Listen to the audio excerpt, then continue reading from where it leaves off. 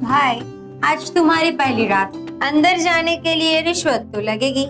1001 रुपए। हाँ, रिश्वत चाहिए आप लोग को? यस। अरे चिल्लर, क्या मांग रहे हो इससे?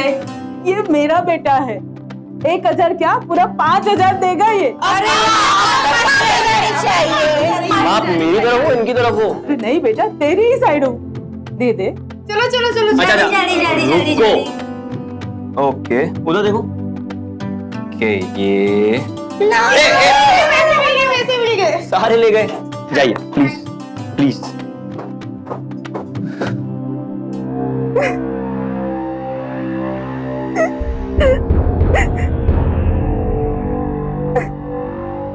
रागिनी, क्या हुआ तुम्हें?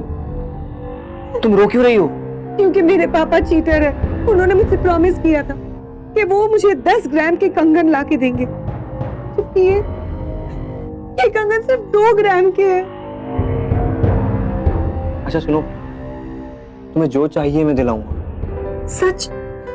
तुम मुझे मेरे पापा के जैसे चीट तो नहीं करोगे ना? कभी नहीं, आई प्रॉमिस। मुझे जो चाहिए मुझे ला के दोगे? ये कंगन? हाँ Ragini. Thank you so much. Actually मुझे है ना ज्वेलरी का बहुत शौक है, और पापा ने मुझे प्रॉमिस किया था कि वो मुझे अच्छे वाले कंगन ला के देंगे। ओके, मैं दिलाऊंगा। Okay, thank you. हम सभी अपने माता पिता के आभारी होते हैं, लेकिन कभी कभी जब हमारी अपेक्षाओं के अनुसार हमारी इच्छाएं पूरी नहीं होती हैं, तो हम उनसे नाराज भी हो जाते हैं। नमस्कार, मैं सुशांत सिंह सावधान इंडिया में आपका स्वागत करता हूं। और ऐसी भी क्या नाराजगी की एक नई नवेली दुल्हन शादी की पहली ही रात अपने पिता को भला बुरा कहे। और इससे भी ज्यादा चौंकाने वाली और चिंताजनक बात यह थी कि जो लड़की शादी की पहली रात अपने पति से गहनों की मांग कर सकती है, वो आगे चलकर और क्या कुछ करे। क्या उसके लिए परिवार की इज्जत से बढ़कर सिर्फ गहने ही मायने रखते थे? आइए देखते हैं एक औरत की कभी ना खत्म होने वाली इच्छाओं की ये अनोखी कहानी। ले बेटा चाय। हाँ लो।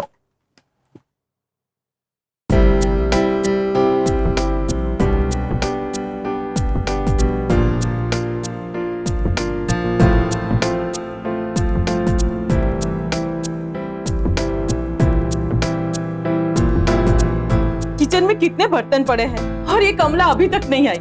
मैं देख के आती हूँ। जय श्री कृष्ण माँ। जय श्री कृष्ण बेटा।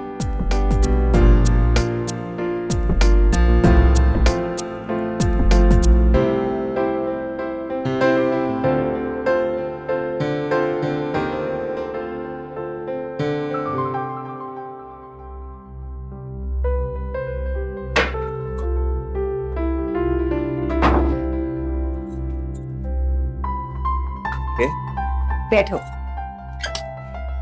और ये देखो, ऑनलाइन शॉपिंग। अब हम घर बैठे बैठे ही सब कर सकते हैं। भविष्य, कल रात तुमने मुझे जो वादा किया था वो तुम भूली तो नहीं ना? नहीं नहीं, बिल्कुल नहीं। चलो तुम्हारे लिए एक अच्छा सा ज्वेलरी सेट खरीदते हैं। ओके ओके, सो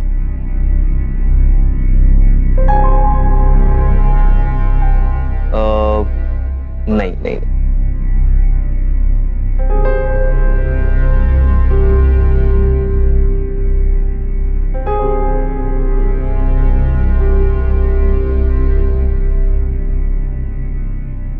ये अच्छा नहीं है, दूसरा देखते हैं।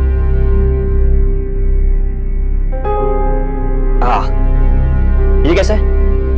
हाँ डन, इसको खरीद लेते हैं। चल। अरे नहीं नहीं नहीं, यानी ये बहुत महंगा लग रहा है ना भावेश।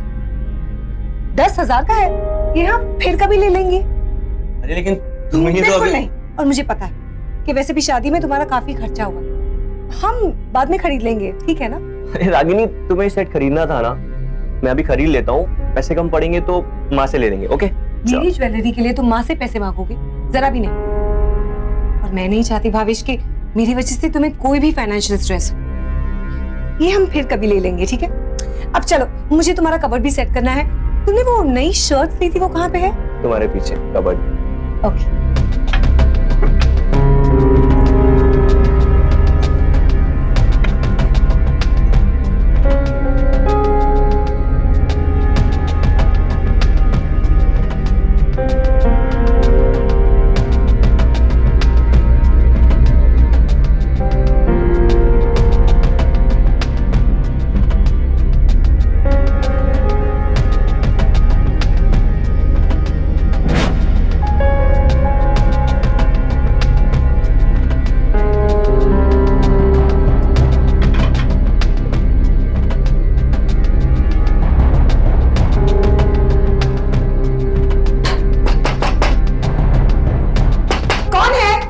कमला दीदी, वो बाल्टी चाहिए थी।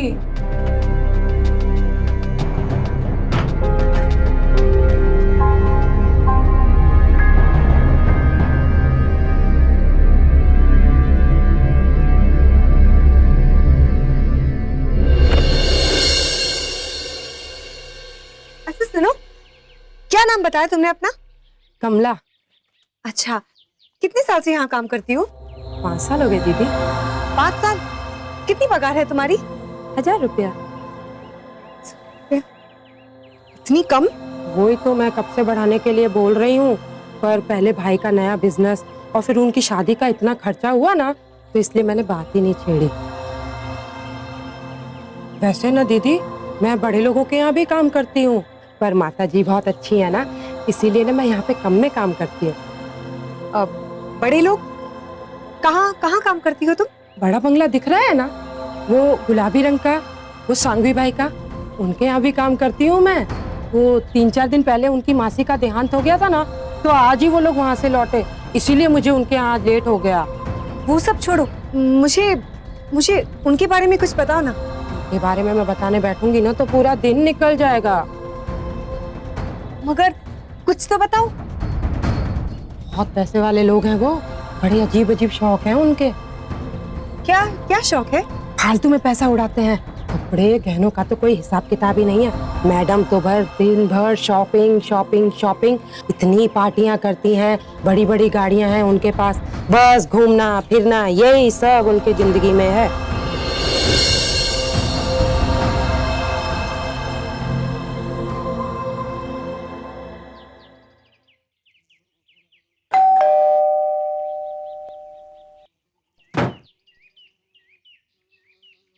जी कहिए।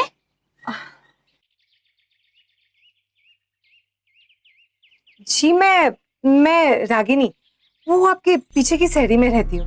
अच्छा, आपकी बाई है ना कमला, वो मेरे यहाँ भी काम करती है। उसने मुझे कहा कि आपकी मासी का देहांत हो गया, इसलिए बस शोक जताने आ गई। आई एम सॉरी, लेकिन मैंने तुम्हें पहचाना नहीं, कभी तुम्हें इस एरिया में देखा नहीं है। जी मेरी शादी कुछ ही दिनों पहले हुई है, और मेरी सास ने मुझसे कहा कि ना जानना पहचान क्या जरूरत है आपके घर जाने की।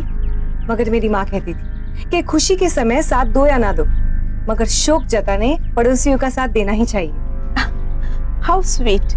आओ आओ, please come in. Thank you.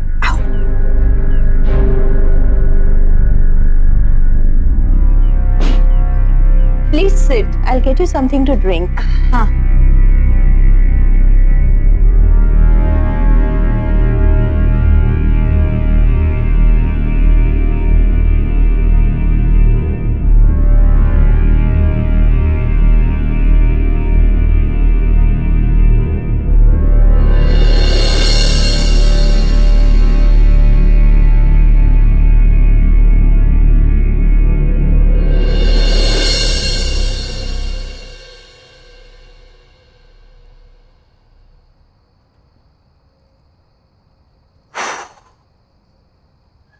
माँ, आ गया तू? क्या तुम दिन भर काम करती रहती हो, फिर से बीपी बढ़ गया तो?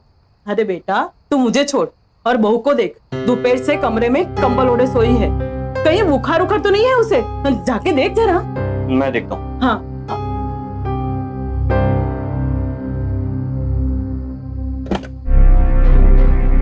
रागिनी, क्या हुआ तुम्हें? तबीयत तो ठीक है ना तुम्हारी? अभी तक तो ठीक है, अगर तुम चाहो तो बिगाड़ भी सकते हो।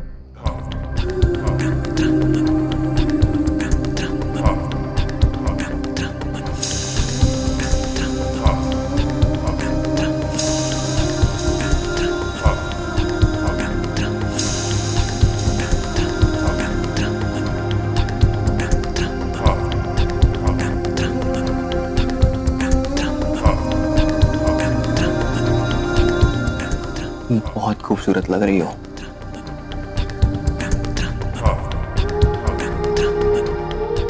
एक बात बताओ भाभी, हम्म। ये ड्रेस है ना, मैंने हमारे हनीमून के लिए ली, पर पर क्या? नहीं, यानी ऐसा ड्रेस पहनने का मजा फॉरेन में ही आता है ना। ये तो तुम्हें पता है कि मिसेस संघवी है ना, वो अपने हनीमून के लिए कहाँ गई थी? कौन मिसेस संघवी? ओहो, कमला जिनके यहाँ काम करती है, वो पास वाले बड़े बंगले में रहती है। मिसेस संघवी अपने हनीमून के लिए यूके गई थी, तो मैंने सोचा अगर हम भी हमारे हनीमून के लिए वहां जाते तो। रागिनी, हम इतना महंगा ट्रिप अफोर्ड नहीं कर सकते यार। भावेश, हनीमून तो लाइफ में एक ही बार होता है ना। मैं समझता हूँ रागिनी, पर सच मानो मैं तुम्हारी खुशियों के लिए कुछ भी कर सकता हूँ, पर अभी हालात थोड़े से डिफिकल्ट हैं और अम्मा की तबीयत भी कितनी खराब रहती है, और मैंने नया बिजनेस सेट किया है अभी। Good night.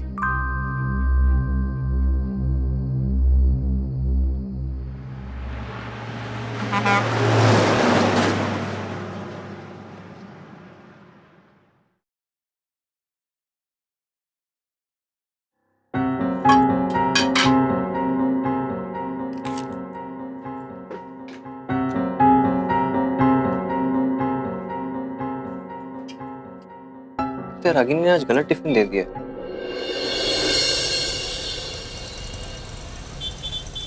रागिनी, बहुत भूख लगी है, खाना दो।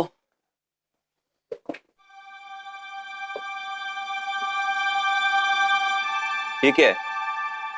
आटा खत्म हो गया है, आज इसी से काम चलाना पड़ेगा। सुनो, तुम कल की बात पर अभी तक नाराज हो? आपका क्या कहना है कि मैंने आपको जानबूझ के खाना नहीं दिया? हे भगवान। रागिनी, मेरा मुंह मतलब। अरे वो क्या हो गया तुझे? क्यों रो रही है बेटा?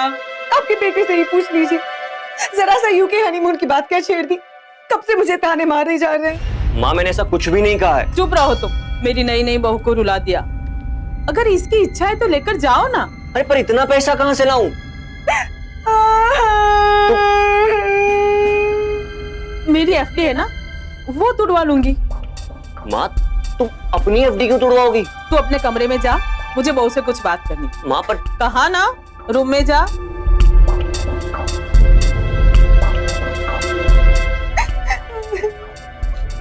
देख बेटा, जैसे वो मेरा बेटा है ना, वैसे तू भी मेरी बेटी है। आगे से कोई भी बात हो ना, सीधा मुझसे बोलना, ठीक है? ठीक है माँ जी, वो 10,000 मिलेंगे? क्यों? वो हनीमून के लिए यूके जाना है, शॉपिंग तो करनी पड़ेगी ना।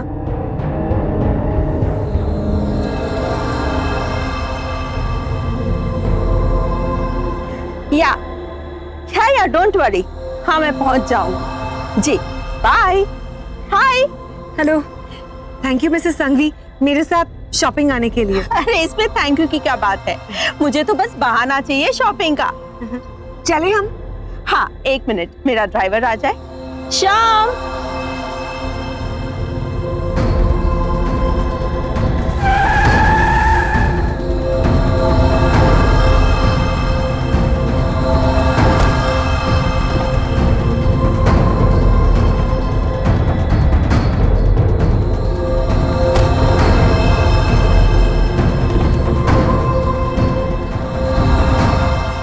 Come on, Ragini. हाँ, आ रही हूँ।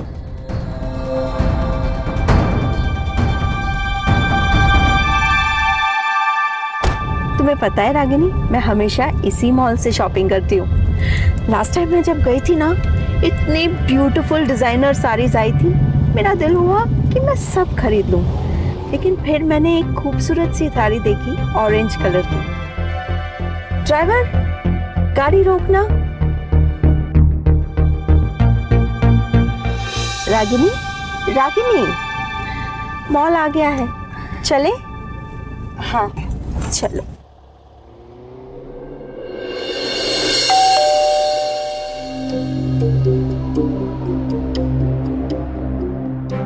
कहाँ गई थी आप माँ? बैंक गई थी बेटा। बैंक?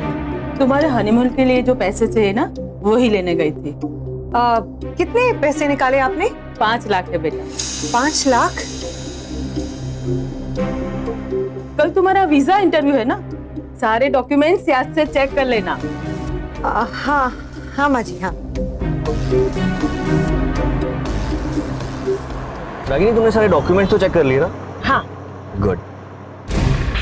ओह गॉड, क्या हुआ? मैं माँ जी की मेडिसिन लेना ही भूल गई। ओहो, एक काम करते हैं, वापस आते समय ले लेंगे, ठीक है? नहीं नहीं, बाद में कुछ याद नहीं रहता है। रागिनी, वो देखो मेडिकल, किधर? हम अभी ले लेते हैं। ठीक है, ये भी सही है। मैं 1 मिनट इधर पार्क कर देता हूँ।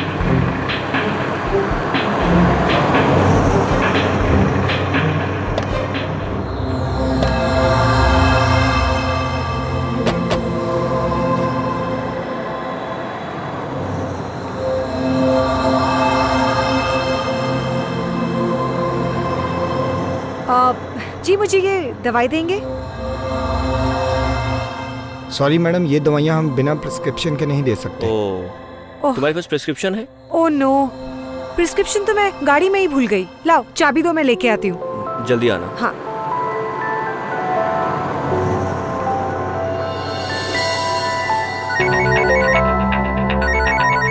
हाँ रागिनी।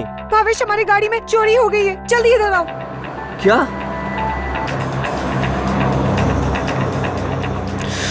भावेश, भावेश ये देखो।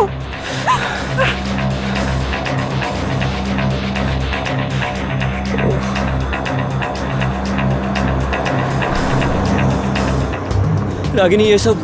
मैं वापस आई तब कार के दरवाजे खुले थे और मेरी पर्स भी नहीं है। इसका थेफ्ट अलार्म क्यों नहीं बजा? पुरानी कार है ना, शायद अलार्म बिगड़ गया होगा। भावेश, भावेश मेरी पर्स में हमारे पासपोर्ट भी थे। पासपोर्ट्स? हमारे सारे सपने टूट गए।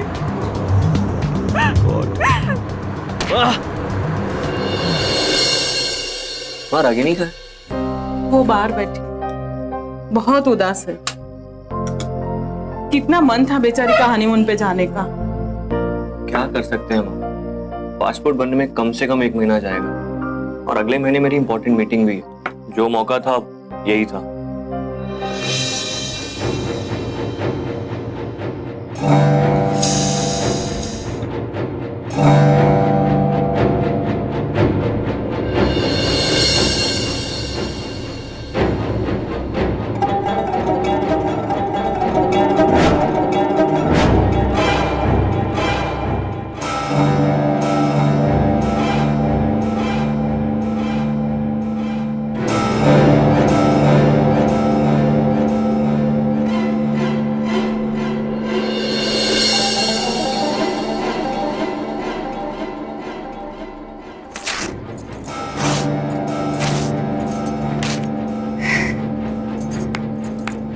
रागिनी,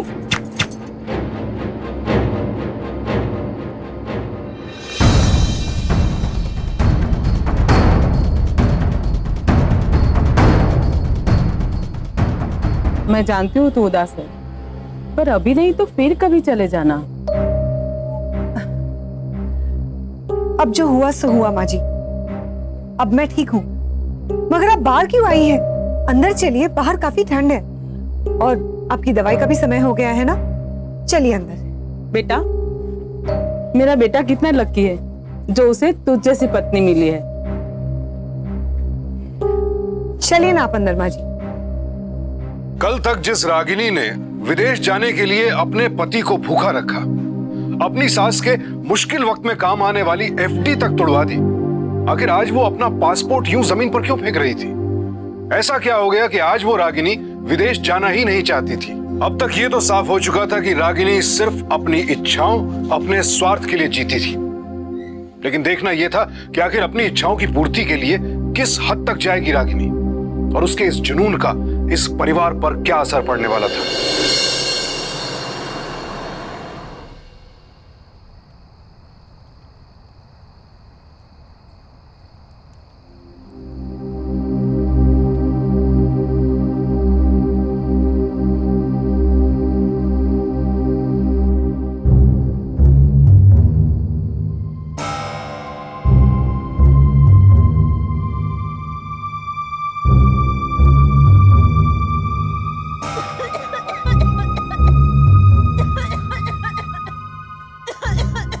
भावेश, भावेश, उठो।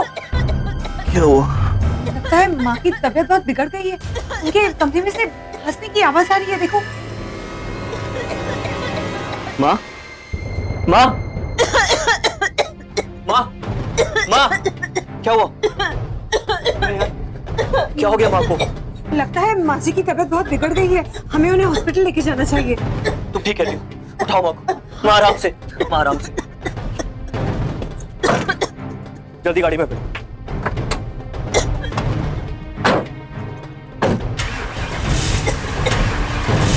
क्या हुआ? गाड़ी स्टार्ट नहीं हो रही है। अरे माँ जी की तबीयत देखो ना, कितनी बिगड़ती जा रही है। वो भी अभी खराब होना था, मैं ट्राई कर रहा हूँ। तुम रहने दो, मैं है ना मिसेस संगी से उनकी गाड़ी लेके आती हूँ। जो करना है जल्दी करो प्लीज, जल्दी करो।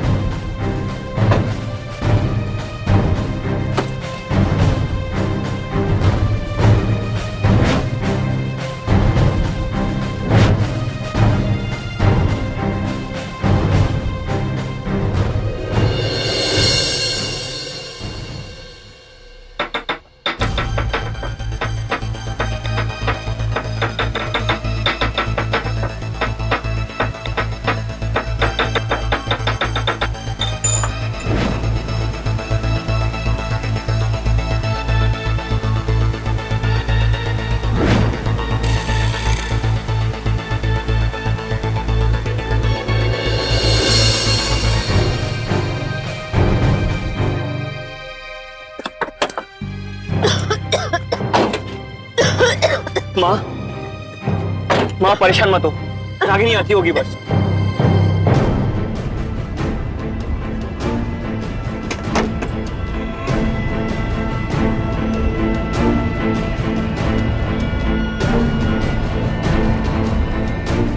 क्या हुआ? उन्होंने तो साफ मना कर दिया। यार, आप एक काम करो, आप एम्बुलेंस को फोन करो। माँ, माँ, माँ।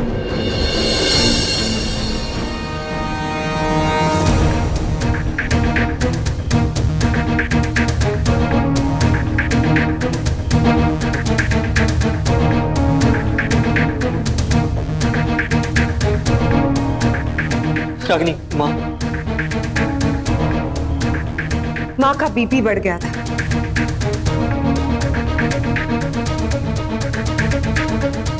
मगर और देर हो जाती तो भावेश, हमें नई कार लेनी चाहिए। अगर दोबारा ऐसा हुआ तो हम रिस्क नहीं ले सकते। अगर वक्त पर संगी ने कार दे दी होती तो उसे तो मैं छोड़ूंगा नहीं। बहुत पैसे वाले लोग हैं वो भावेश, शायद हम उनके स्टेटस के नहीं। उन्हें लगा होगा कि उनकी बड़ी कार हमें क्यों दे, और अगर हमारे पास भी इतना पैसा होता तो। बड़ी अकड़ है ना उन्हें, अपने पैसे की, अपने स्टेटस की। देखना अब तुम, उनके जैसी कार तो मैं लेकर रहूंगा। कहने और लेने में बहुत फर्क होता है भावेश। नहीं, अब तो मैं वैसी कार लेकर रहूंगा।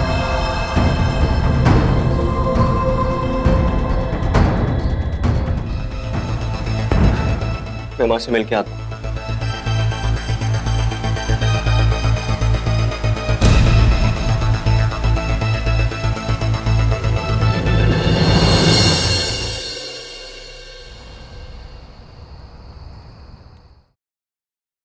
पर बेटा, इतनी महंगी कार क्यों लेनी है? कार एक बार ही तो लेनी है, तुम फिक्र मत करो, मैं हूं ना मैनेज करने के लिए।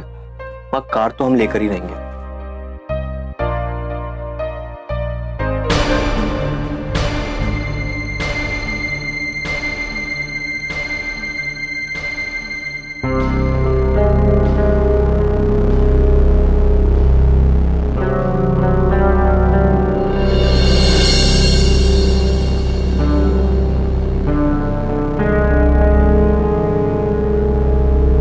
माय गॉड, कैसी लग रही हूँ? अच्छी लग रही हो। गुड। कार नहीं लेनी है तो साड़ी भी तो नहीं होनी चाहिए ना। अच्छा मुझे बताओ, इनमें से मैं कौन सी कंगन पहनूं? इसमें से एक मिनट। हाँ। हेलो। हाँ जी। हाँ क्या? Thank you. भावेश, भावेश क्या हुआ? माँ, माँ, अच्छा उस दिन जो हमें हॉस्पिटल जाना पड़ा, क्या कह रहा है तू? अभी डॉक्टर साहब से बात हुई है मेरी, आपकी टेस्ट रिपोर्ट्स आ गई हैं, अर्जेंट सर्जरी करवानी पड़ेगी आप। पर इसमें खर्चा कितना होगा? यही कुछ 3.5-4 लाख रुपए। पर तुझे तो नई कार लेनी है ना। अब कार वार भूल जाओ, आपकी सेहत जरूरी है। कार, मैं अभी डॉक्टर साहब से मिलके आता हूँ, आप बैठो यहाँ। भावेश, भावेश कहाँ जा रहे हो? वो कार लेने? सॉरी रागिनी, माँ की तबीयत बहुत खराब है, हम अभी कार नहीं ले सकते। हाँ अच्छा तो सुनो ना, कार नहीं तो हम हनीमून के लिए चले। क्या बकवास कर रही हो? क्या माँ की तबीयत खराब है और तुम्हें? भावेश,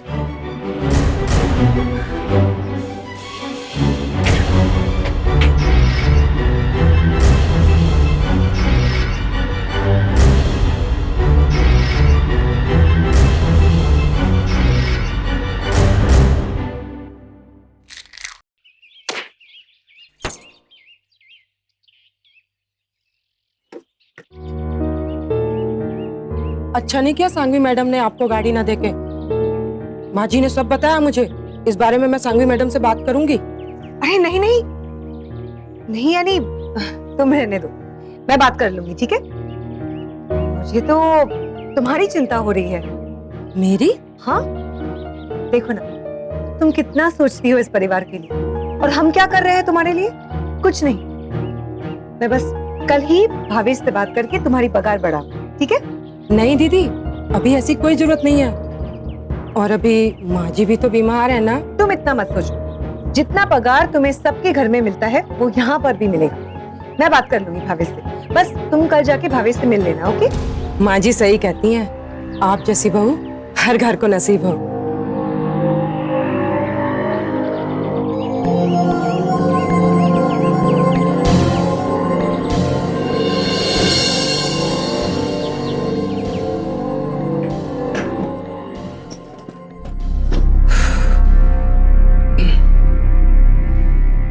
नहीं चाहिए। कब तक नाराज रहोगे मुझसे भावेश? मानती हूँ मुझसे गलती हुई है, प्लीज मुझे माफ कर दो भावेश, आई एम सॉरी।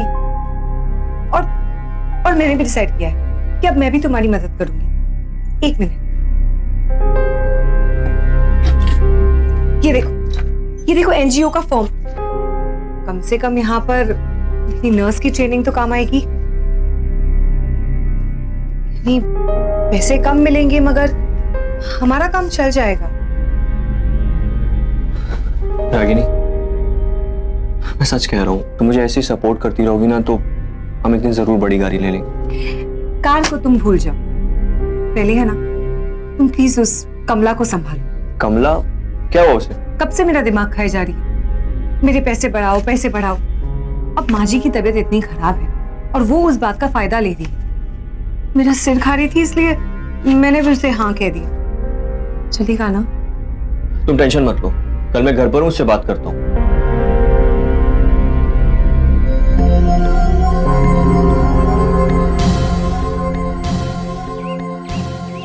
तुम्हें पता है ना माँ की तबीयत खराब है, फिर भी सबको परेशान करके रखा है। ये खुद रागिनी दीदी ना। सब जानता हूं मैं, दिमाग खराब था रागिनी का तो तुम्हें हाँ कर दी। जब देखो पैसा बढ़ाओ पैसा बढ़ाओ। कुछ गलत नहीं मांगा मैंने। 5 साल से काम कर रही हूँ इतने कम पैसे में, और आप भी मुझे पे चिल्ला रहे हैं। आखिरी बार कह रहा हूँ, कोई पगार नहीं बढ़ेगी। जाओ जाओ, जाके माँ का ख्याल रखो।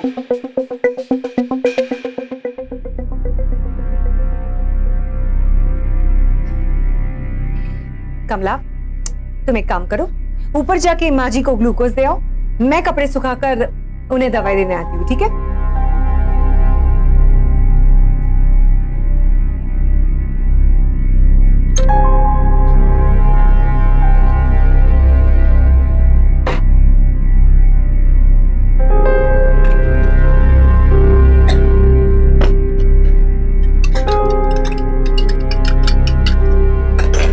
ये लीजिए अम्मा जी, आपका ग्लूकोज।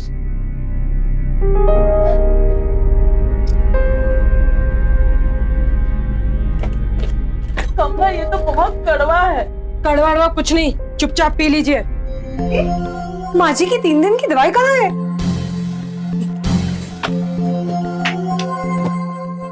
भावेश, भावेश, क्या हो? माँ जी की 3 दिन की दवाइयाँ गायब है। देखो अंदर ही रखी होंगी ना कहीं। कमला, ये तो बहुत कड़वा है, बिल्कुल पिया नहीं जा रहा है। कड़वा कुछ नहीं है माँ जी, पी लीजिए। भावेश, माँ,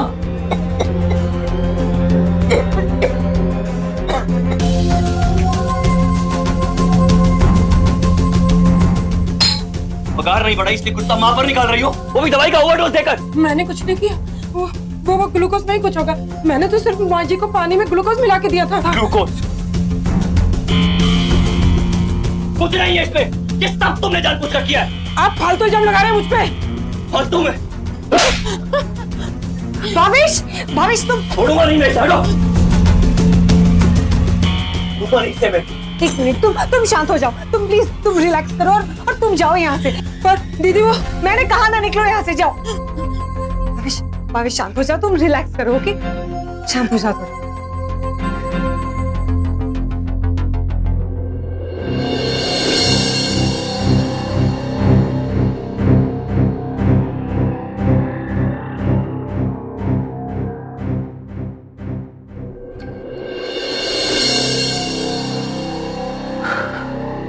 माँ रागिनी ने कहा है कि जब तक कोई नई बाई नहीं मिल जाती वो घर का सारा काम संभाल लेगी। भावेश, भावेश, हमसे बहुत बड़ी गलती हो गई। माँ जी की दवाइयाँ तो किचन में ही थी, हमने कमला पर यूं ही आरोप लगा दिया। और ग्लूकोज कड़वा था, मैंने खुद टेस्ट करके देखा था। शायद ग्लास में कुछ होगा। हमसे बहुत बड़ी गलती हो गई। कमला ने माँ जी को ओवरडोज नहीं दिया था। भावेश, सिर्फ गलतफहमी की वजह से ही तूने कमला पे हाथ उठाया। मैं बीमार हूँ, वरना मैं खुद उसे मना के ले आती। माँ जी, मैं हूं ना, मैं उसे मना कर लेके आऊंगी, ठीक है?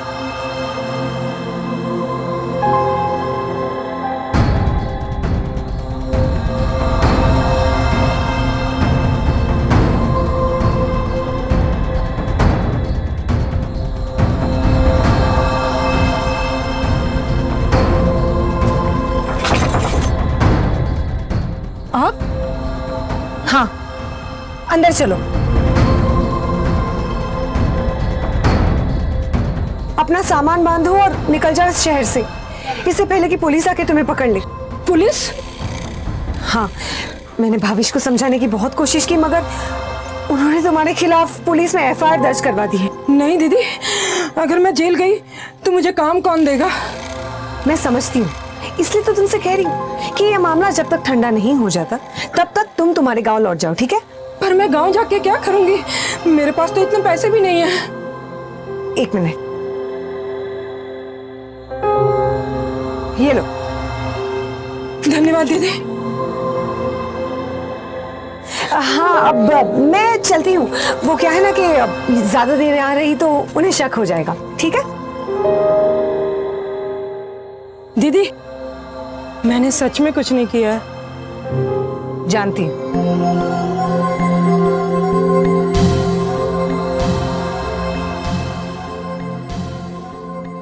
बहुत देर हो गई, अभी तक नहीं आई वो।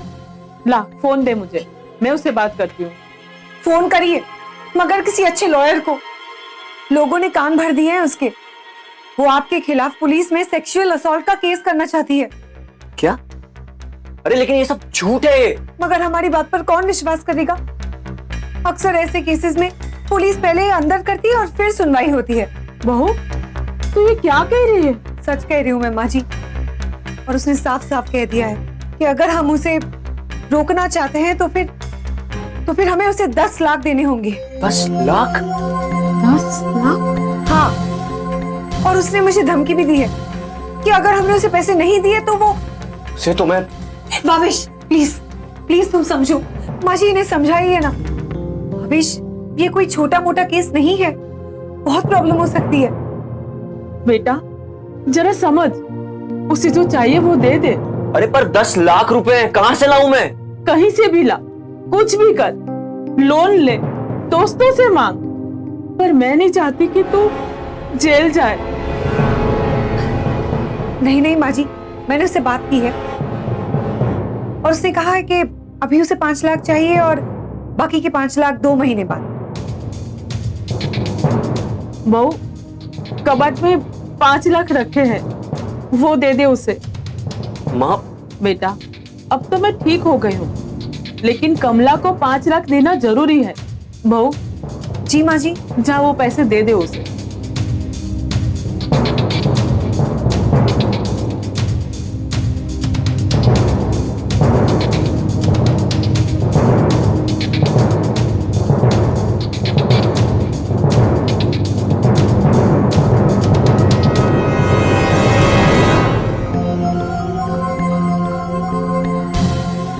लालच कभी ना कभी हम सभी के मन में घर कर जाता है, फिर वो चाहे ओढ़ने पहनने की चीज हो या खाने की, या फिर हो सकता है पैसों के लिए हो। लेकिन रागिनी का लालच असामान्य था, क्योंकि वो अपने लालच के लिए अपने परिवार तक को हंसते हंसते मुसीबत में डाल सकती थी। अपने परिवार का भरोसा तोड़कर रागिनी ने उन्हें पैसे देने को मजबूर कर तो दिया, लेकिन क्या इससे रागिनी का लालच खत्म होगा? जो औरत इतनी निर्दयी हो चुकी थी कि उसने अपनी सास के इलाज तक के पैसे नहीं छोड़े, आखिर वो कहां जाकर रुकेगी?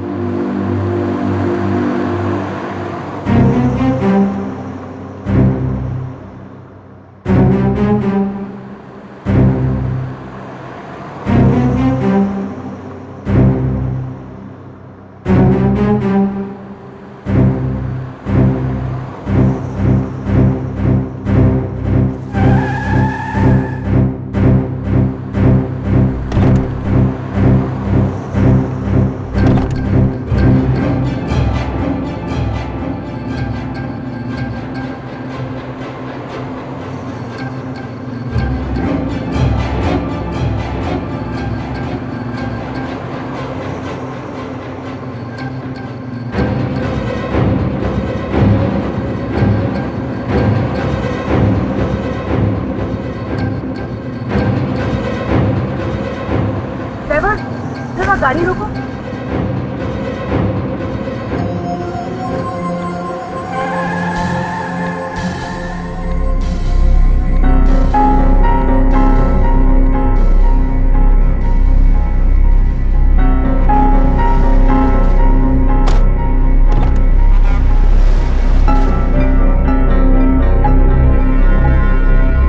Thank you so much mister Bakshi, loan approve करने के लिए। जी जी बिल्कुल, थैंक यू।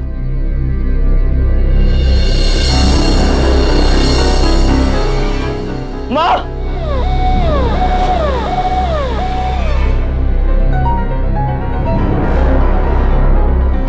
माँ,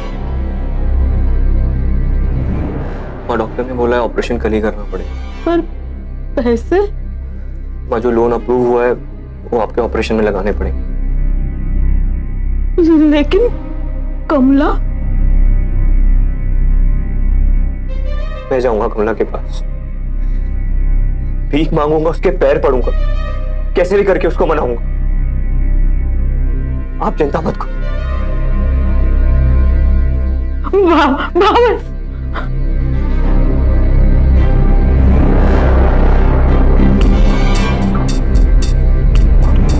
कमला का घर कौन सा है?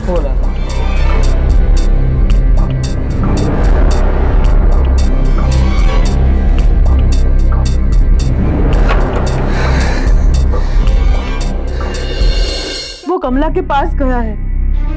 कहीं गुस्से में उसने ऐसा वैसा कुछ कर दिया तो?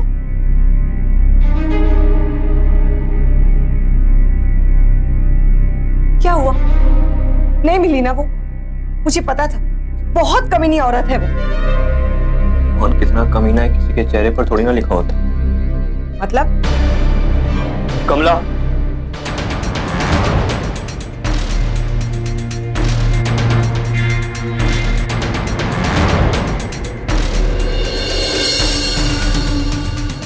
कमला,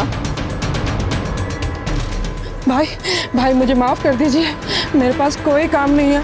इतने दिन से गांव में सड़ रही थी और अब तब पैसा भी खत्म हो गया, इसलिए मुझे यहाँ वापस आना पड़ा। रागिनी दीदी ने मुझसे कहा था कि आप लोगों ने मेरे खिलाफ FIR करवाया है। अब समझ आया। पासपोर्ट से लेकर कार तक सब तुम्हारा प्लान था, सब। ना तुम एक अच्छी बेटी बन सकती हो, ना बहू और ना ही पत्नी, क्योंकि तुम्हें सिर्फ और सिर्फ अपनी परवाह है। आज से तुम्हारा और मेरा रिश्ता हमेशा के लिए खत्म।